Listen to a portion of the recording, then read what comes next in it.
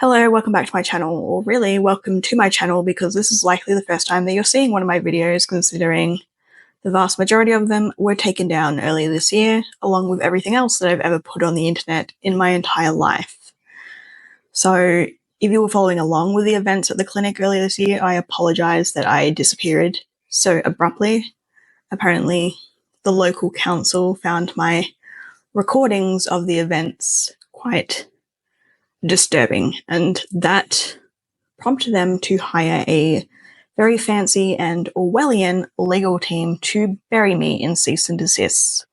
I've been trying to fight back, but since last week, almost my entire backlog of videos have been erased from existence, both here and on TikTok, presumably by the same guys who have been scrubbing the internet of any teeny tiny mention of our shitty little town.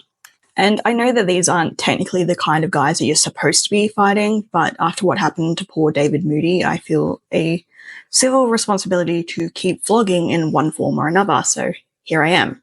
Those of you who followed along my story before the Great Sweep might remember that Dave was the lawyer who volunteered to help out pro bono after I first started getting pushback from concerned members of the local council.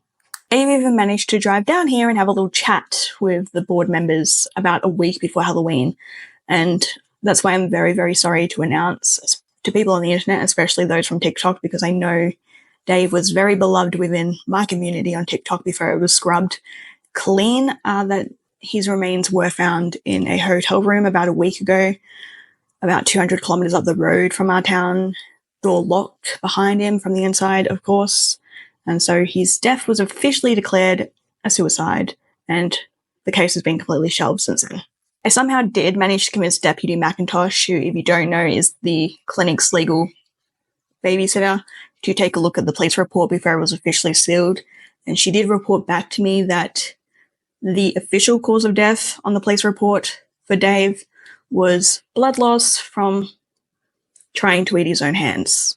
Now, admittedly, I'd only met Dave 1 or 2 times in the flesh, so I did not know him that well. And I could be completely off the mark here, but in those 1 or 2 interactions that we had in the flesh, he did not strike me as the type of guy who would eat his own hands. Anyway, until I get the whole TikTok thing sorted out, I've decided to continue chronicling my day-to-day life and the events that happen at the clinic right here. If you haven't been following along my TikTok and you have no idea what I'm talking about, that's okay too.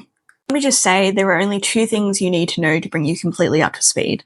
1, I am a doctor in the only medical facility for 400 kilometers in the Australian outback.